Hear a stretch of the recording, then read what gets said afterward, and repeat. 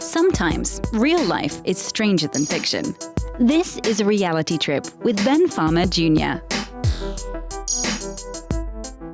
Hello, everybody. This is Reality Trip. I am your host, Ben Fama Jr. Thank you guys so much for joining me today. We are not broadcasting live today, but if we were, we would be broadcasting every Sunday, 1 p.m. Mountain Standard Time on Facebook at facebook.com/Ben Fama Jr. But if you're watching the rebroadcast, check us out on our YouTube page. And of course, if you're listening to the audio, you can check us out on Stitcher and iTunes. And be sure to like, share, subscribe, all the good stuff there. So let's get to it today. I'm excited about our next show. So let me talk a little bit about how I got into finding this documentary we're getting ready to talk about today, right? So some of you guys already know I made a film called Reasons to Believe. It's about the psychology of belief, why people believe what they believe, why is it so hard for people to change their minds? And it's up on Amazon. And I happened to just go on Amazon and was looking at the films that were being recommended. And this film that came up was recommended. So I was like, I'm going to check it out when I saw the description of it.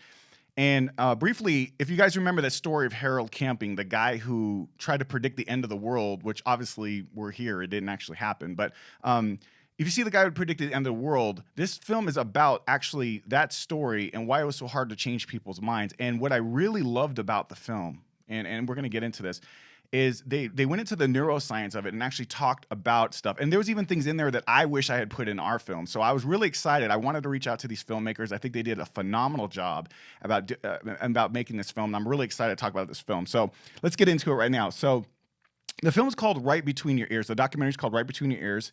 The two filmmakers, Sheila Marshall and Kris De Meyer. Sheila Marshall is a filmmaker who has worked across fiction films, documentary, comedy, and drama for more than 10 years. Right Between Your Ears is the first feature documentary she produced and directed.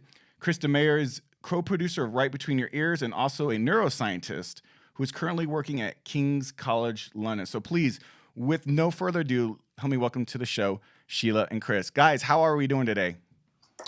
Very well, thank you. It's good to be here. Thanks, Ben, for the ringing endorsement to start this with. And I know it's late for you guys out there in London, so I really appreciate you guys actually being here on the show. I want to get into the psychology of the film and what you guys were trying to say about belief, because this is one of the subjects that I really, really love. Before I get into the meat and potatoes of the actual film, let's talk a little bit about you guys. Tell me about who you are, a little bit about your background. I'm a filmmaker, but before that, I've worked in film and television for quite a long time as a script supervisor, but also in production, kind of on comedy and film and in documentary, and also been doing a bit of development, so developing talent and working for the UK Film Council and Film 4, and then I sort of went into making films myself, and so Kris and I have been friends for a long time and been thinking about opportunities to do something together, so Right Between Your Ears was kind of the story that came up, and so we initially went to film the documentary in 2011.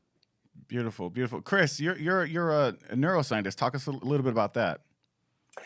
So I did a PhD, went then into a few postdocs on neuroscience.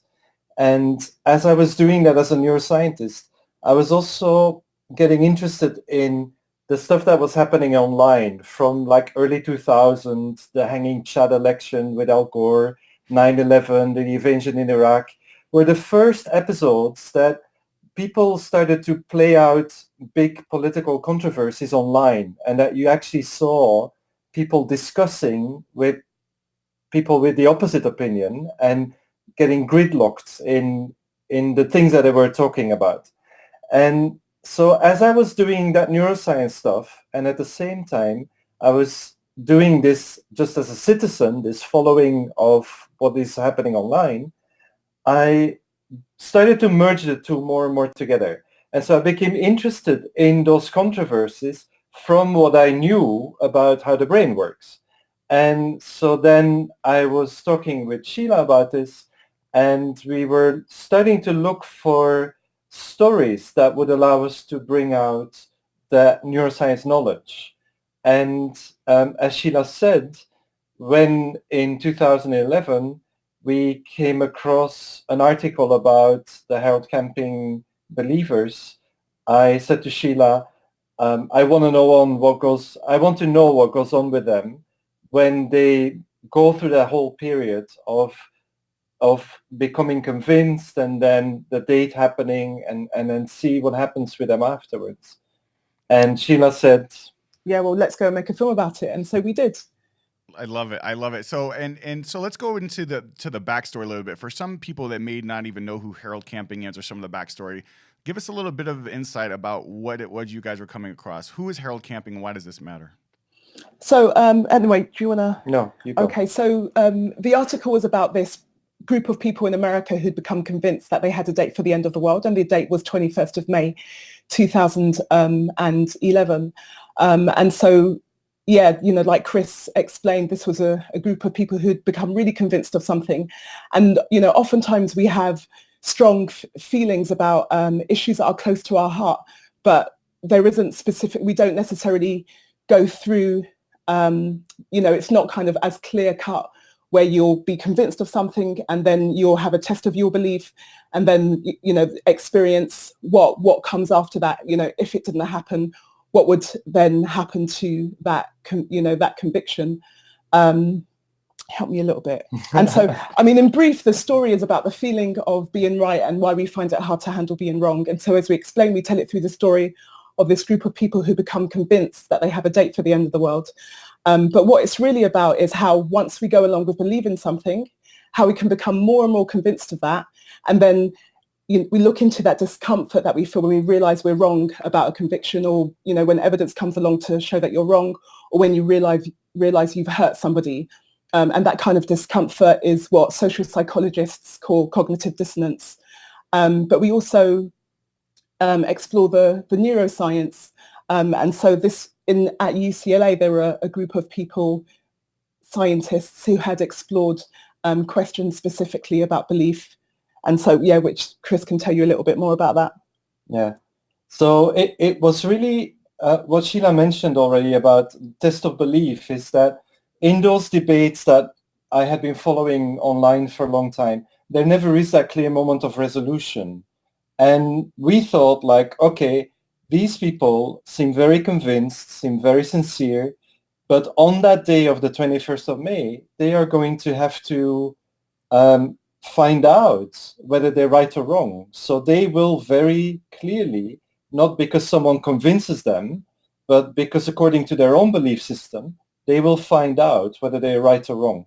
And that was the interesting thing for us, because we could then follow them through that process and see how they would respond on an emotional level, how they would experience it, and then use that to bring in those ideas about cognitive dissonance and also that study about belief that Sheila mentioned. So as she said, at UCLA, they did an fMRI study to look at how belief looks like in the brain, whether there is a difference between believing something, which is accepting something as true, versus disbelieving something, which is rejecting it as false.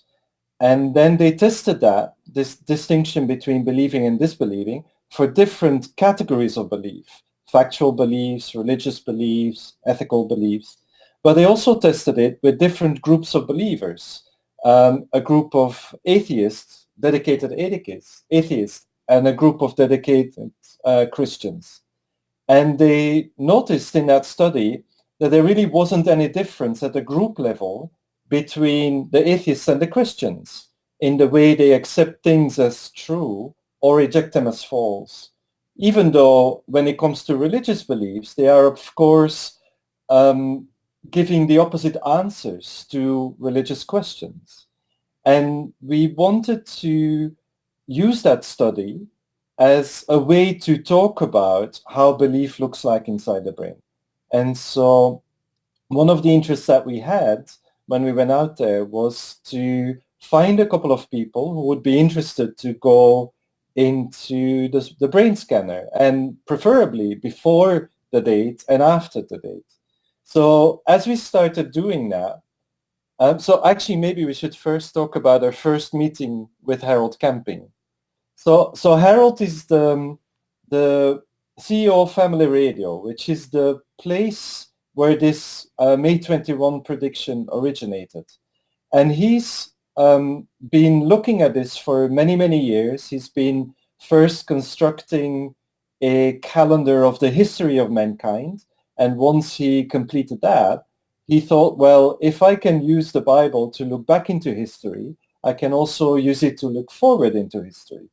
And so he starts creating this big system of numbers and dates that all points to a particular date. And as time progressed, a couple of years before 2011, they came to the conclusion it was going to be the 21st of May, 2011. So that's the thing that we found online, the story that we found online. And then we contacted them and they said, yes, you can come, as long as you are not obstructing the thing that we are trying to do, which is to tell everyone about this, then you can come. And so we flew out after a lot of sort of weighing up the options. We decided to go. And then we found ourselves the first day in Harold Camping's office. How did you guys decide to pick who was going to get the studies and stuff? Like, how did you decide who you were going to pick of all the followers, like the subject matters? Well, we didn't decide that. So Shields, maybe like... Yeah, so yes, I mean, so basically we arrived at Family Radio and we were prepared, to explain who we were and what our intentions were. And kind of 2 minutes into the conversation with Harold Camping, and a guy who had become sort of his right-hand man or press person, Tom, in about 2 minutes in the conversation, they stopped and they said, look, what you're here for is between you and God. We just asked you to treat us respectfully. And so basically, in a way, they kind of gave us access to, to everybody, really. They were going to hook us up with people who had gone into RVs. So they had these RV missions that would go around America, spreading the news that May 21 was going to happen. And so prepare, giving out literature and things like this. And really, we really kind of didn't know what to expect. And so our strategy was sort of, meeting people and kind of figuring out what the stories could be, who were potential contributors that, we could use, and what stories, who are we going to use, and what story could we kind of, what's that particular story.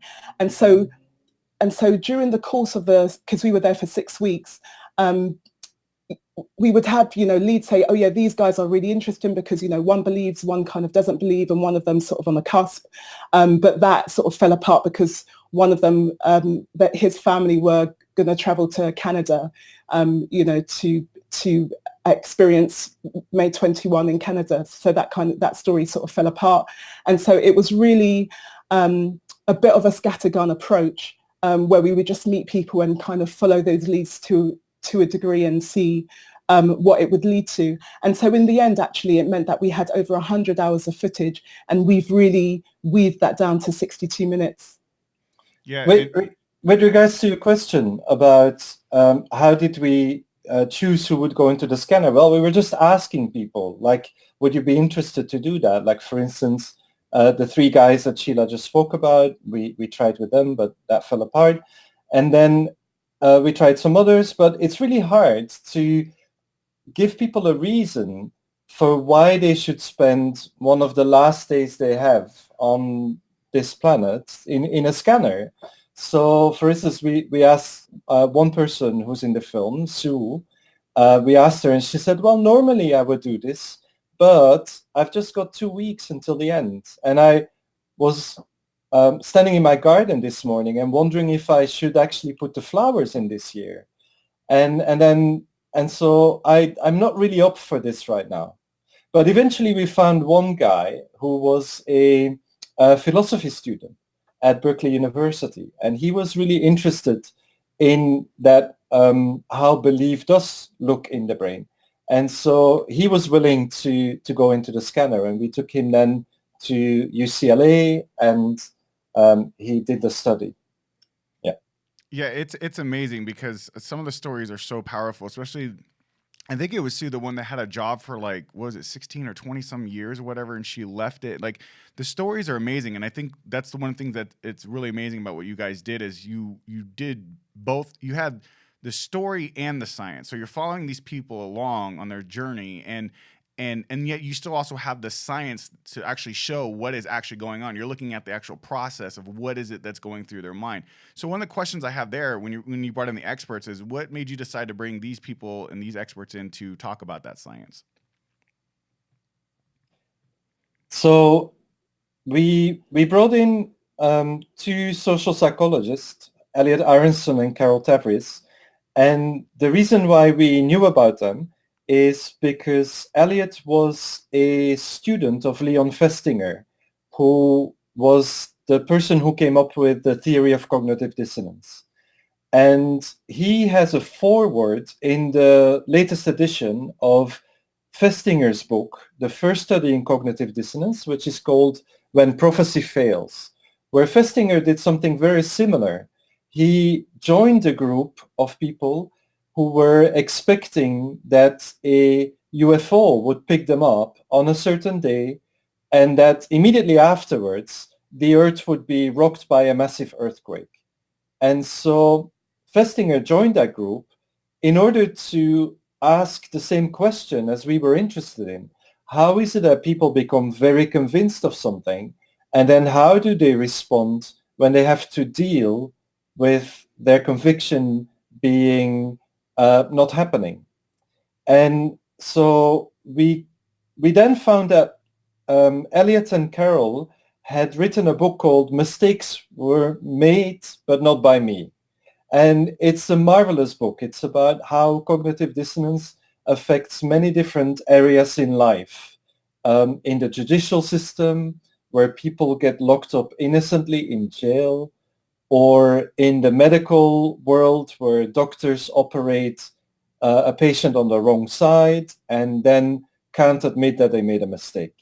So we then contacted Carol and Elliot, and luckily they were also based in California. So it was very easy for us to make contact with them and then to ask, can we please do an interview with you? Of course, the difference between Leon Festinger and us is that Leon Festinger and his kind of group of people went in as people, as believers, whereas we, people knew that we were there to make a film. Okay. And really quick, you were talking about cognitive dissonance, and just for people who may not know what that is, I know we may know and we know the science. Can you explain a little bit about what that is? Mm-hmm.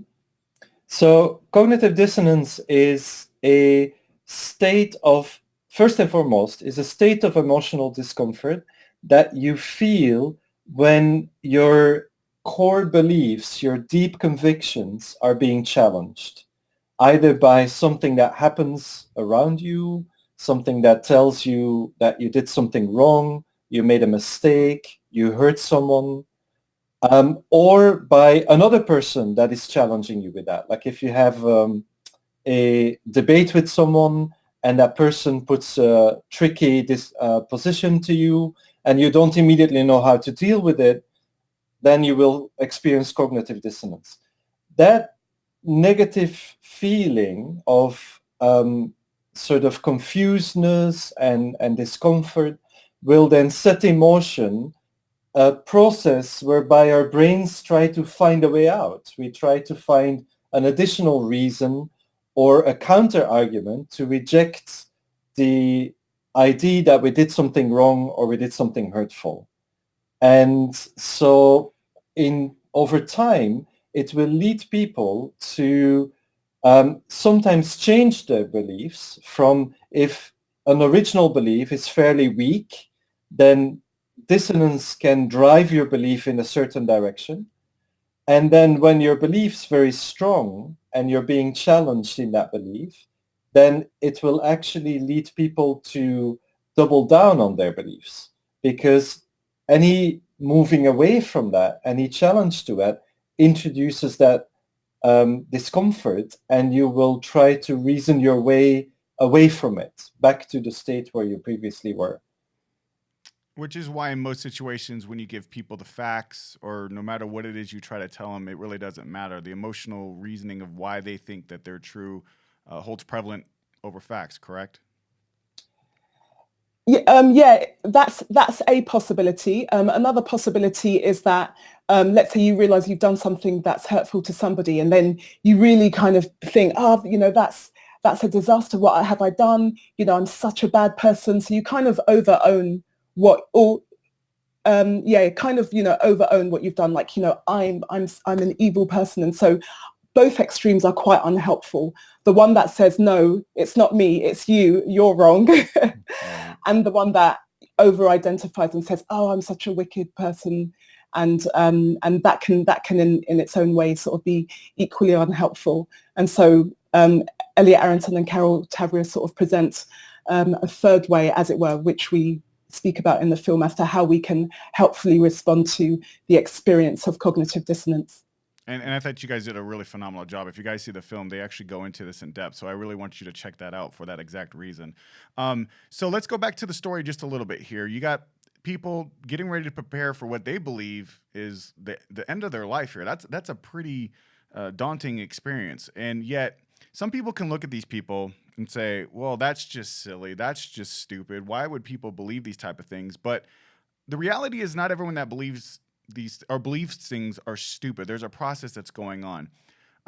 When you guys were following these people around, did any of these people have any doubts to this end of the world stuff? Was there anything in there that no matter what, did they come across facts or anything that gave them any sense that maybe this is not going to happen at all? Was there anything that woke them up at all to the reality that this may not happen at all? So by the time we met them, they had gone through that process already. So we touch a little bit on that in the film, where we ask people always like, how did you feel about this in the beginning? So we didn't necessarily ask them to explain to us what they were believing, because we actually, in the beginning, we couldn't understand it. If they did start explaining all the reasons and the evidence that they had for this, we couldn't understand it. So over time, we started to understand it, and only a few months later, actually, we understood the full breadth of it. But so we're asking them, how did you first feel about this? And then they say, well, of course, I was skeptical. Why would I believe such a thing? But then they start looking into it. And we use in the film an analogy that Elliot Aronson and Carl Tavris came up with in their book Mistakes Were Made But Not By Me, which is the analogy of the pyramid. And that analogy says that once you take that decision to look into something, that sets into motion that process of self-justification. And then you take your next step, you do your next action. You start talking to your friends about it, to your family. You post something on Facebook. You start arguing with people about it. And all of those actions that you take and the self-justifications that your brain goes through afterwards make that people become more and more certain as time progresses. And they find more and more reasons for their beliefs, why they made the right decision in the beginning.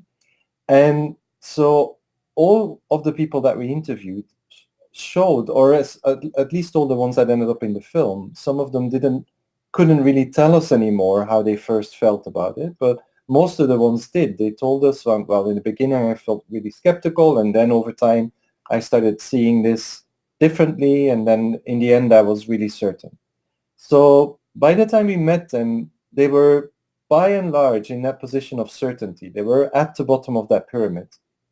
But they were still constantly confirming to themselves and to other people that it made sense what they were believing. And so we would often see occasions where people who didn't know each other would meet for the first time and then would be exchanging the things that they knew about this, why they believed in this May 21st prediction. And sorry to interrupt, and then there was a guy who said the real me believes, but do you remember he expressed some doubt? Yes, so there were some people for whom that descent down the pyramid hadn't completed by the time we met them, and so some of them were still expressing the tiniest amount of questioning. Like as Sheila said, this one guy said, the real me believes this, but there are still parts of me who don't believe it or question it. Interesting. Which was a really interesting. We tried to understand what he meant with that. It was really hard to put that in words. I think it's like you're kind of certain, but there's still some nagging doubt in the back of your head. But by and large, people, like Kris said, were at the bottom of the pyramid, and so it was like, 100% this is going to happen. It can't not happen. Yeah, no, for sure. It's almost like it's the sunk cost fallacy. The more you've invested in time and energy, the harder it is. I loved it when you guys showed that whole pyramid thing. I mean, when my wife and I was watching, I was like, man, I wish I thought of that right there. But you guys, that's why I want people to watch the film. You guys did such a great job explaining it. And in fact, now that I saw it with the pyramid, now when I talk to people, I actually use the pyramid example because it was beautiful. It was beautiful how you guys did it. So one of the things I was really interested in too was not just the people that were following, but it's actually the people that were actually behind the actual messaging. In fact, I think it was his wife or daughter was there. Like there was a lady, I don't remember at this point, but there was a lady sitting behind a desk, and she was there when originally Harold Camping had made predictions in the past and was wrong, and still thought, well, even though that they were wrong, they were right this time. Can you talk a little bit about that, or did you guys come across anything about him being wrong originally and then still believing in it now? Said was Sue, who is Harold Camping's daughter, and yeah, both she and Tom, who had become their sort of head of press, explain how it is that in 2011 they can still believe in May 21, given that in 1994 Harold had made the same prediction and it didn't happen. And what we learn actually is that he made the prediction in 1994, and a lot of people fell away.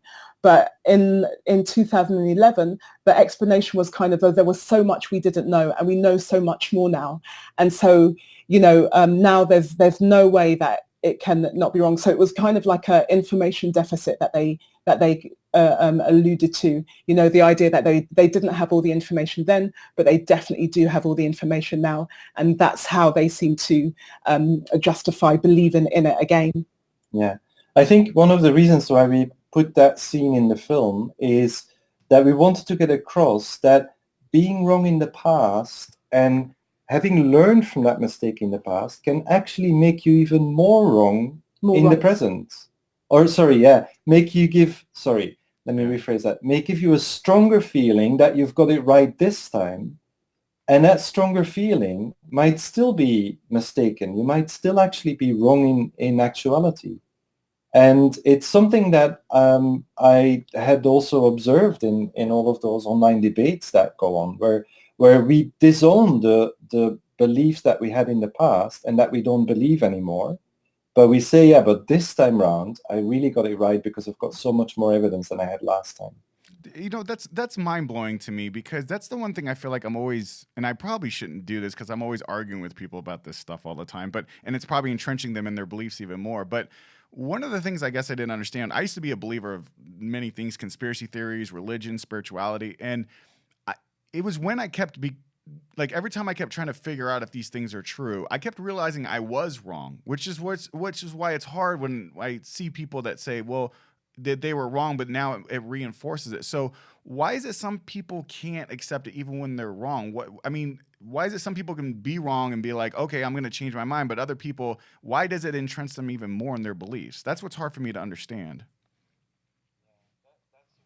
Question, and it's a really difficult one.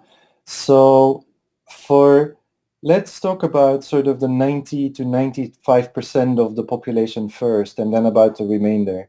So with that large majority of people, I think most people are capable of admitting that they're wrong, but it's possible that we are just latching onto new information that isn't anymore correct. So it's not even scientists who are immune to this. It's like, as a scientist, you can at some point latch onto a certain theory, defend it for a while, then your colleagues prove that you're wrong and you have to drop it. It's usually not yourself who proves that you're wrong, it's someone else who does.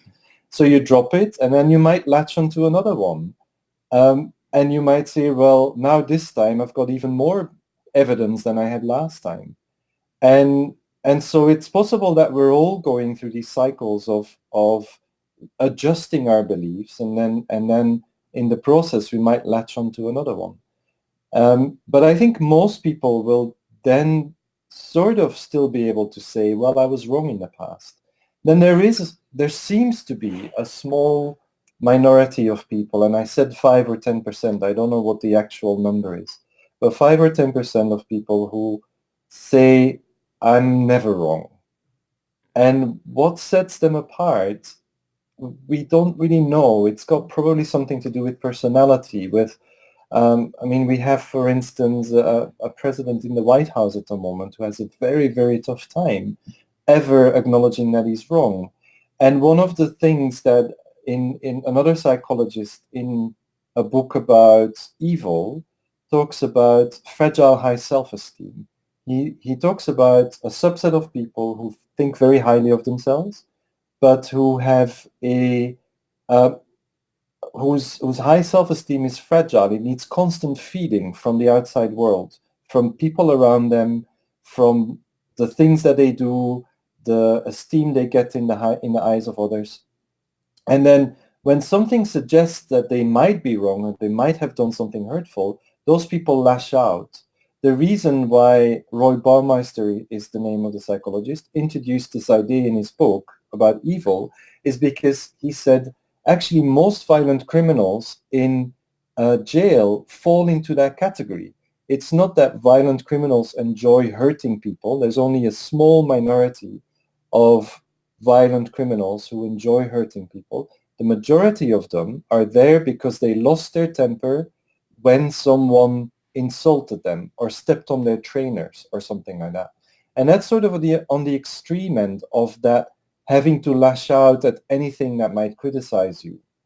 Of course, many of us are much more moderate in that, but there still seems to be a group of people who manage to function in society somehow to some degree, but who suffer from that fragile high self-esteem.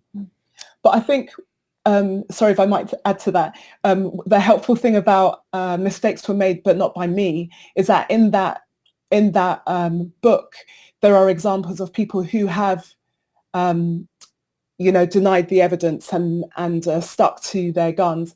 And what Carol Tavares and Elliot Aronson helpfully do is show that actually when you don't recognize, or that there are the examples where people haven't recognized that they've made a mistake, what has happened is that they've gone to make even greater mistakes.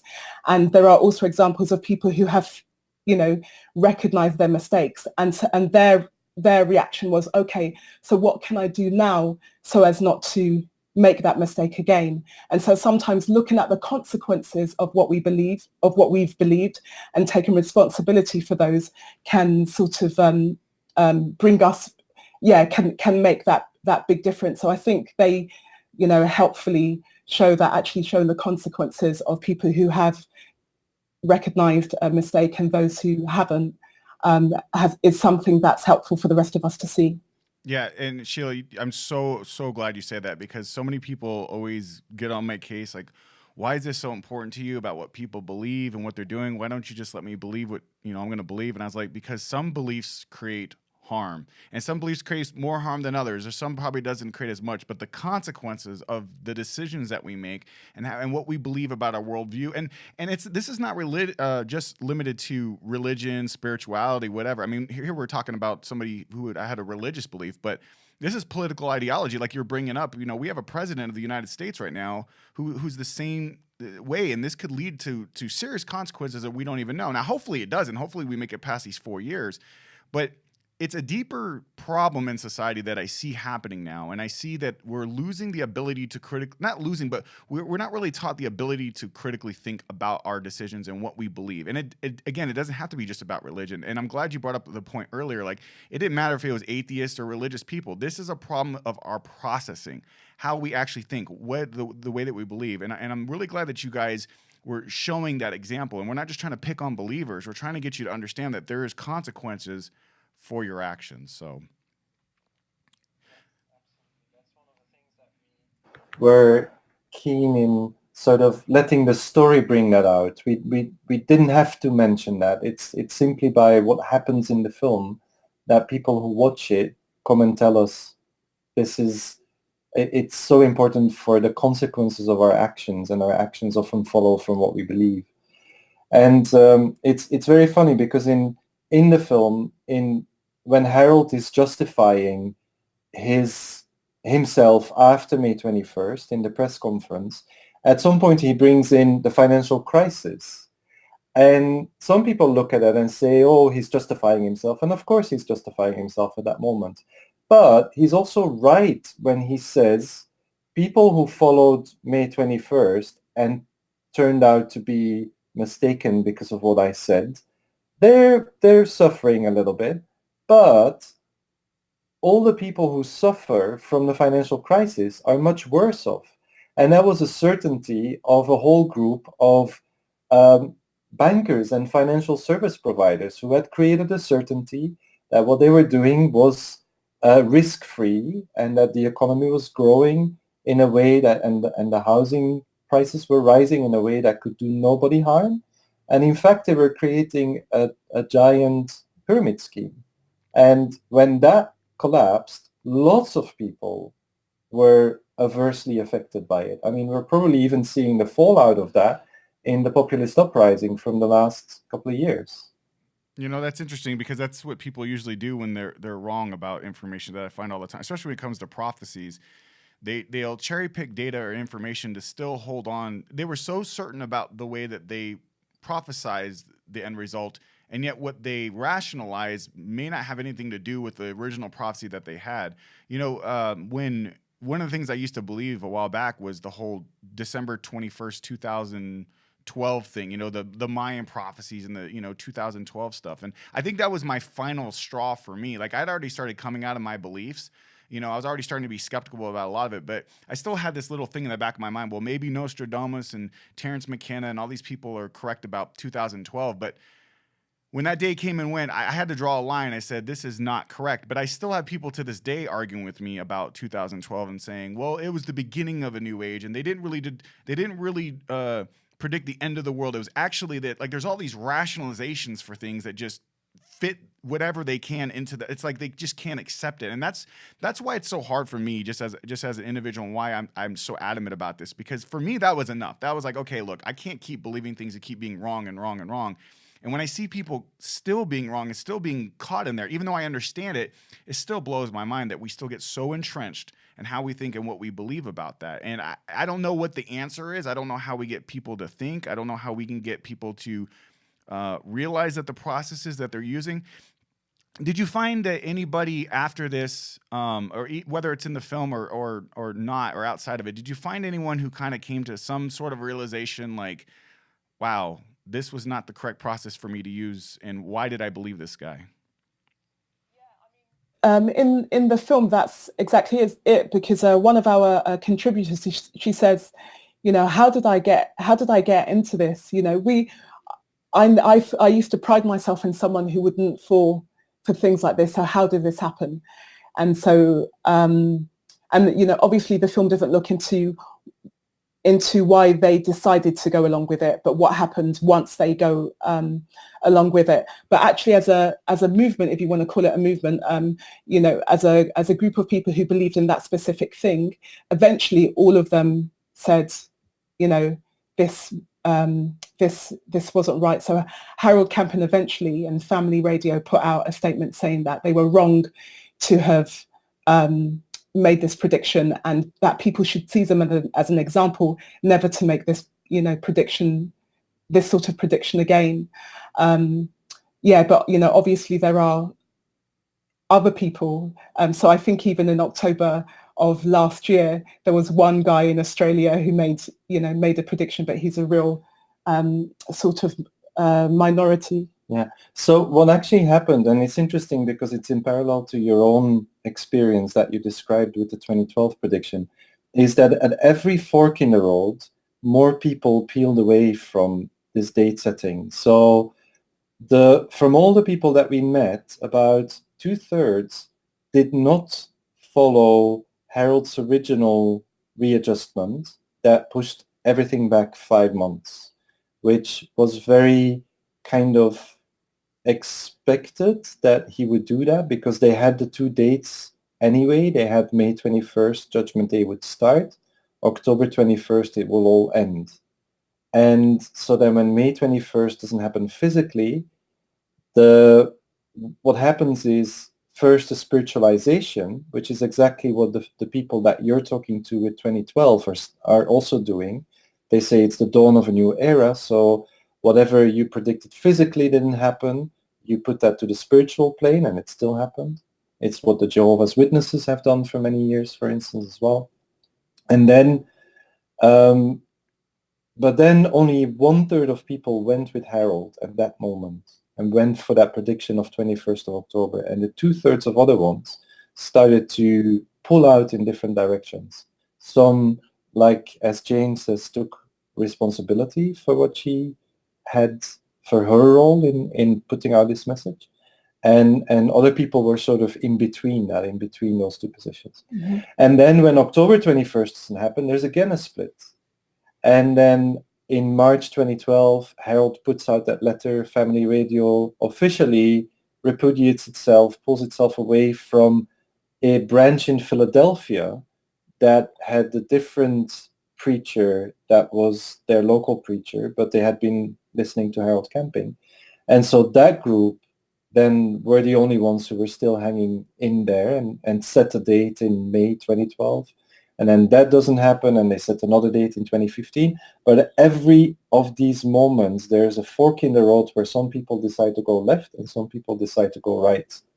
And it seems that at some point you had your own fork in the road where you went away from people that you were with at a particular moment. And so you can think of all of these moments where you're forced to reevaluate your beliefs as another pyramid moment. Right. And that pyramid moment sets in motion a whole, either it keeps you going in the same direction and you find readjustments to your beliefs. And that sometimes means that your belief system can become stranger because you can start to maybe you need to bring in extra things to make everything fit. And that's how conspiracy theories are being born. It's like when more and more things are added to the things that you're believing. Or you decide to break away and to say, that's it, I've had it. Now that's for me the line in the sand. Yeah. Interestingly, one of our contributors after October 21st also told us exactly the same words. He said, for me, I draw the line here at October 21st. And I've got a question for you, Ben. Because you said you had a series of fairly strong beliefs.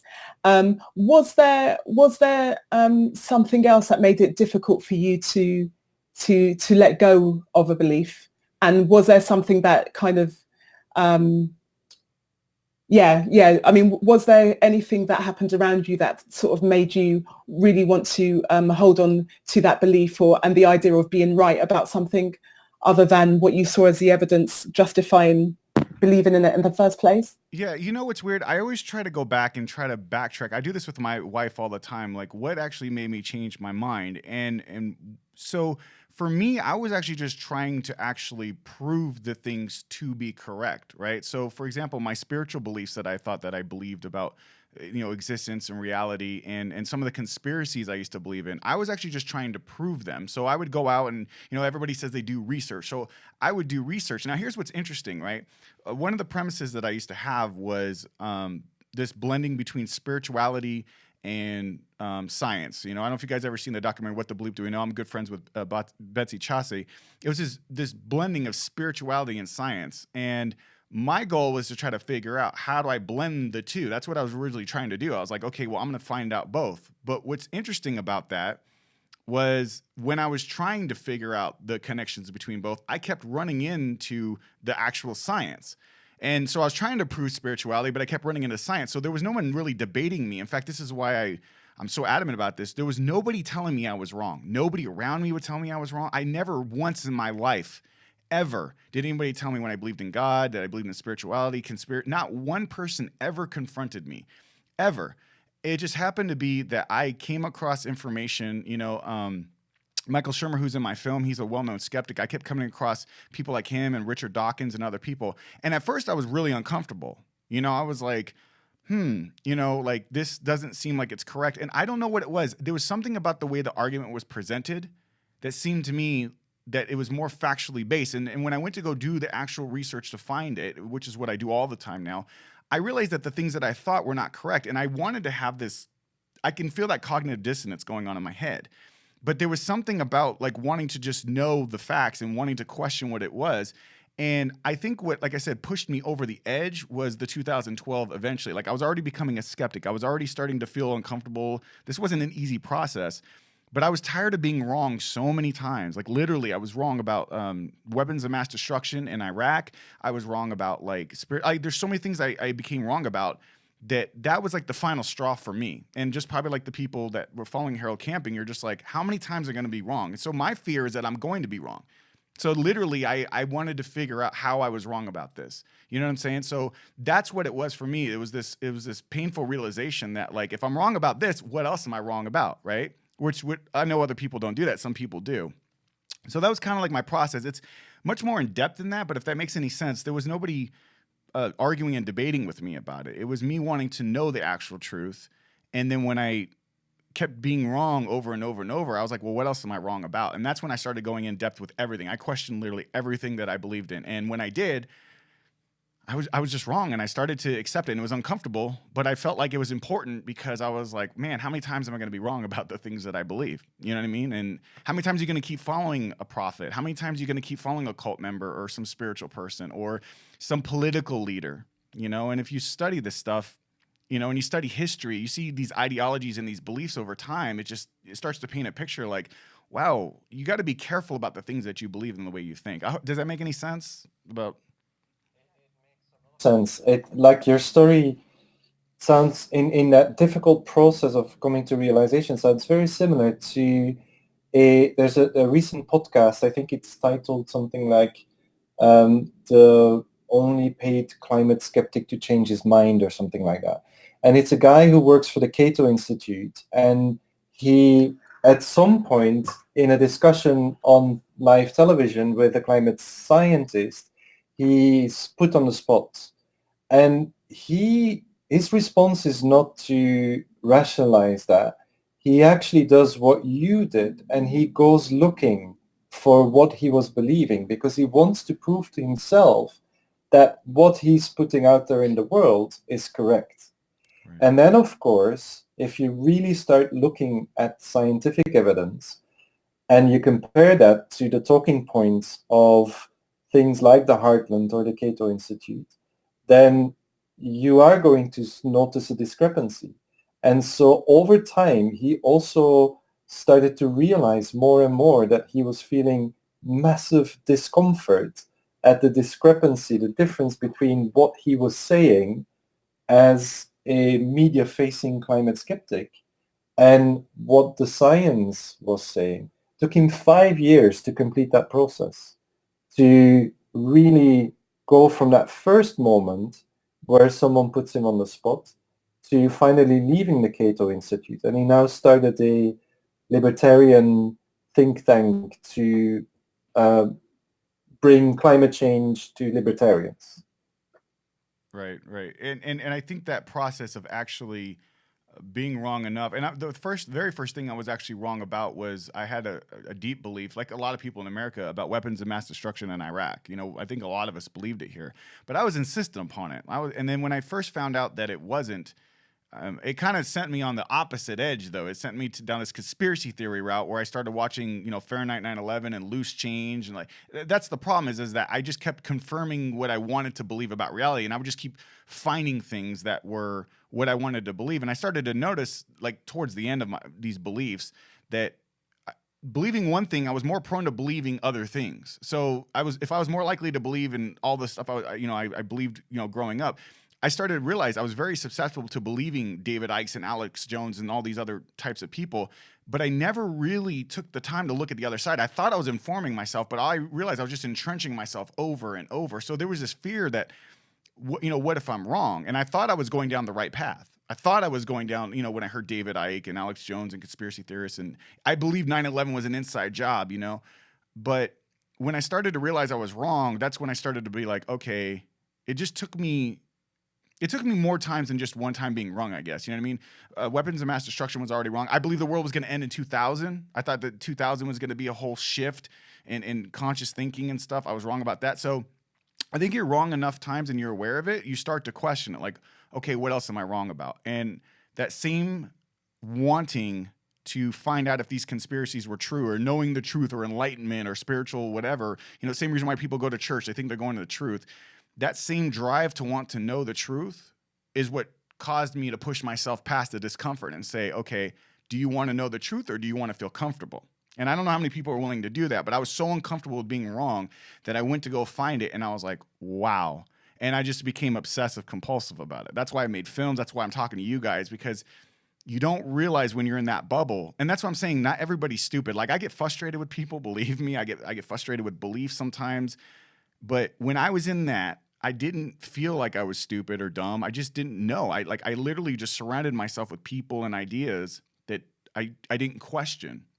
But it was never an easy process. It was uncomfortable. But just like anything that's uncomfortable, right? Like, if you need to go on a diet, if you need to, do things that make you uncomfortable, right? You have to push yourself through it to do it. But the benefits of it caused me to see the reality for what it actually was. And I realized it's more uncomfortable for me to stay in my old belief, right? It was more uncomfortable for me to realize, like, the Matrix. I hate using that term, but that's what it felt like.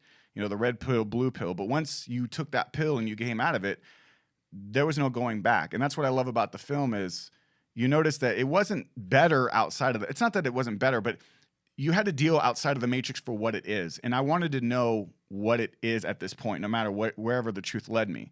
And some people are not ready to do that. They're not ready to come out of it. And that's why I think it's important, because when I look at society, and now that we have a president, for Christ's sakes, who can't understand the facts, the decisions that we make in our life are based on that. So for me, I was also trying to get my life together. You know what I mean? I was falling on hard times. I was making really bad decisions. And we're never taught how to critically think. We're never taught how to reason and understand how we understand the information that we're getting. For me, it was just the ability for me to say, I need to make better decisions in my life. How do I know what it is I'm supposed to be doing? I don't know if you guys found this out in your film, or if you guys came across this, but a lot of times people will believe things because they're trying to solve problems. You know, they're going through an emotional problem. There's something else going on in their lives. They're more adapted to believe emotionally to something because they're trying to solve problems. Did you guys find the reason why people were more likely to believe Harold Camping? Were they in a state of their life of distress? Was there anything emotional? I mean, what do you think was causing people to gravitate more to being more prone to believing someone like Harold Camping? Did you guys come across anything like that? Well, I guess that for some people, we know that they joined Harold Camping's fellowship and started listening to his radio station, sometimes in moments as you describe, where they're searching for something or they're going through some hard times. That wasn't always the case. Sometimes people just came from other churches that they were disenchanted with, the big mega churches where it's all about money, and then they found Harold's group, which was quite modest and didn't seem to be about money, so they joined him for that particular reason. But very few people came to Harold because of the end of the world belief. The end of the world belief is something that happened to them, a decision they had to make when they were already in the sort of sphere of influence of Harold, and when they were thinking about the things that he was saying and listening to what he was saying, and often liking a lot of what he said and who he was as a person. Like lots of people told us, this guy wears suits from Walmart from 10 years ago. He drives around in an old car. He built his own house. He's been married for 65 years. He's got 6 wonderful kids. All of those good character references that made him trustworthy. Mm-hmm. And then because they trusted him in all of these things, when Harold then starts talking about that particular date, they're at the tip of the pyramid and they have to make that decision. Do I now turn my back on him because of this? Do I move away from him? Or do I start looking at what he says? Because it's not that people just rolled over and accepted what he said. Harold said, go and read for yourself. And then people would go and read for themselves. Of course, not everyone would get as far as everyone else. Some people were really digging deep into these dates and verses and numbers. Others were just looking at it and were asking other people, does this make sense? Is what he's saying, does that make sense? Yeah. Mm-hmm. So is it, yeah. No, go on, finish what you're saying. No, I think I'm finished. Yeah, yeah, but I mean, as far as we could tell, for example, Jane, Jane was a retail manager for 18 years, and she was such a solid person that her boss said, look, if this doesn't happen, we want you to come back, and Caro was a really successful stock trader, a successful businessman. He had a young family. And so this belief was actually inconvenient to a lot of people. But, could they believe it? According to them, yes. Therefore, they sort of, once they went along with it, they had to say, well, look, this is truth. And so we need to rethink how we're doing life in view of this. And, as per the analogy of a pyramid, as Kris explained earlier on, you go from giving out leaflets to maybe closing down your business a little bit, or maybe quitting your job, to then ending up going around RVs around the country, handing out leaflets, wearing T-shirts, holding banners saying that it's the end of the world. So it really wasn't obvious that, all of these people were at some kind of crisis or wanted this to happen. For a lot of people, actually, this was a massive inconvenience. But if it's true, then they need to readjust their life in view of it. Yeah, no. But there is that thing that you mentioned, Ben, where questioning Harold when he comes with the date, that is a difficult bit. That's also a cognitive inducing bit. And you see it in one of the responses of Louis after May 21st, where he says, I'm confused. What should I still believe from what I was believing? Should I now start thinking that everything was false? And that's really tough. And as you experienced yourself, you sometimes need years and multiple crises before you start facing that. It could be much easier to forget about that particular thing or to discount it so much that you don't need to think about it so much anymore.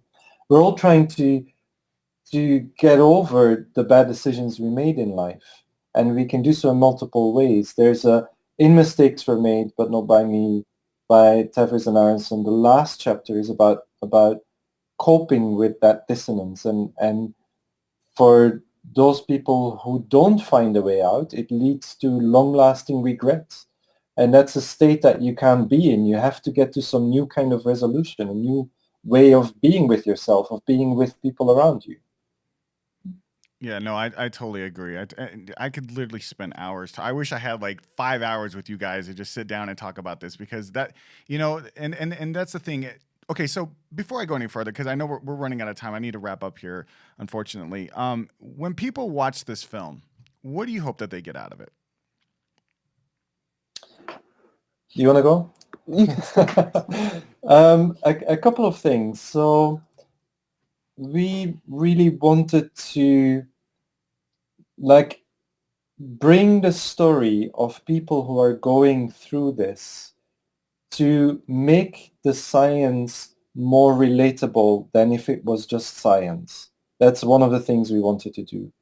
And by telling a story of people who are likable, by and large, most of our audiences that we've had so far like the characters in our film. They sometimes very much like one person and a bit less like another person, but they sympathize with them and they start to see them as normal people who believe something extraordinary. And so through that process, people then start reflecting on their own positions. And so we often get people who come to us after the film and say, what is it that I believe in the same way as the people on the screen? And that's one of the key things that we wanted to do, which is use a story as a mirror to ourselves. Because all of this psychological knowledge about dissonance and biases and all of that is very good to talk about other people's beliefs, but we actually shouldn't be afraid to apply it to our own lives as well. And in some of that scientific discourse that is happening, I sometimes miss that. I miss the willingness of people to apply it to their own lives. And so that's what we were trying to do with the film. And I think another thing is this idea of naming that discomfort that we feel, and the idea that we have this self-concept of being, as Kris said, earlier on, sort of, ethical or smart, and good people, and just becoming familiar and understanding that discomfort as cognitive dissonance. So, for example, the way that it's been helpful in the process of making an independent documentary over several years, and mainly it's been the two of us sort of tussling away at stuff, at things. But when there would be a disagreement about something in the edit, it went from sort of, being sort of just arguments to, I would say, for example, something like, okay, thanks for your point. I'm feeling a lot of cognitive dissonance. I'm feeling a lot of discomfort, but I'm going to go away and think about it. And what that kind of conflict showed was that there was something that wasn't working. What it is, we had to figure out how we were going to deal with it. We needed to work that out, but we knew that there was something that wasn't working. So it no longer is about egos. It really is about setting your, being comfortable with that discomfort, and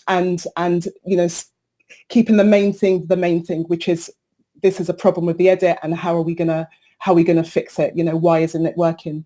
And so that's a helpful concept. And also just the idea of how we treat people with whom we disagree. And so I know it's not helpful for me to say, Kris, you're an idiot, because then it becomes about our egos, to actually being a little bit humble, like you said, sort of realizing that there's a possibility that you could be wrong, and also kind of creating a space where it's okay where people don't feel that you're threatening who they are, so that they can say, oh yeah, actually, maybe that was a little bit stupid, and maybe I was wrong about that, but that they're the space for them to come to that conclusion themselves, as opposed to you pointing it out, which we know never works. And then also, as we spoke about earlier on, this idea of taking responsibility for the things that you believe and looking at the consequences of what it is that you believe. So there are a few of those different themes that we hope that people will get out from the film when they watch it, as opposed to sort of us telling them to take these lessons from the documentary. Yeah, no, beautifully said. And please, I'm telling you, if you guys are listening to this or watching this, go and watch this film. It is great. I love it. I think you guys did a phenomenal job on it. It told a great story. It brought the science in. I was like, man, please go watch it. For anyone that wants to go check it out, where can I send them? Rightbetween.com. There is a link there to the full version of the film, because unfortunately the one that's on Amazon in the US is a slightly shorter version. There's about 10 minutes missing from that. The 63-minute version is on watch.rightbetween.com. Of course, if people have Amazon Prime, they can watch the shorter version for free, so they can catch it there. And also kind of schools and organisations, especially in education, there's a possibility to get the film for a class. And on the website as well, there are kind of, quotes from universities and schools and regular folk on how the film has been helpful. So there are a number of ways that you can watch the film, and also how it can be used. Any questions, do get in touch. So I'll just spell that website, rightbetween.com, rightbetween.com. And do get in touch and let us know what you think about the film. Yeah, reach out to them. And like I said, if you guys didn't catch all that, I have all the description. I'll have all the descriptions and the links, whatever it is. And if not, you can email me or get a hold of them and do that. But please go watch the film. I'm telling you, we need to get these films out there. I don't know about you guys, but it seems hard to get these type of messages out there when we're comparing to a lot of these other, pseudoscience documentaries or whatever. It's like, we got to get the message out. So please go out there and watch this, support these filmmakers. It is a phenomenal job. So anyway, Sheila, Kris, thank you so much for being here today. I really do appreciate it. I enjoyed the conversation. Please keep up the good work, and thank you for fighting the good fight. I really do appreciate it. Wonderful. It's been a pleasure to meet you and chat with you. Thanks for having us. And just keep up the good work. Thank you. And that's our show for the day, guys. Thanks for joining us. If you have not subscribed, please subscribe to us on Facebook, on our YouTube. And again, if you are on the audio podcast, check us out on Stitcher and on iTunes. And we will be back next week at 1 p.m. Mountain Standard Time with another live broadcast. We'll see you then. Peace out. You've been listening to Reality Trip with Ben Fama Jr. Check out more great content by visiting benfamajr.com.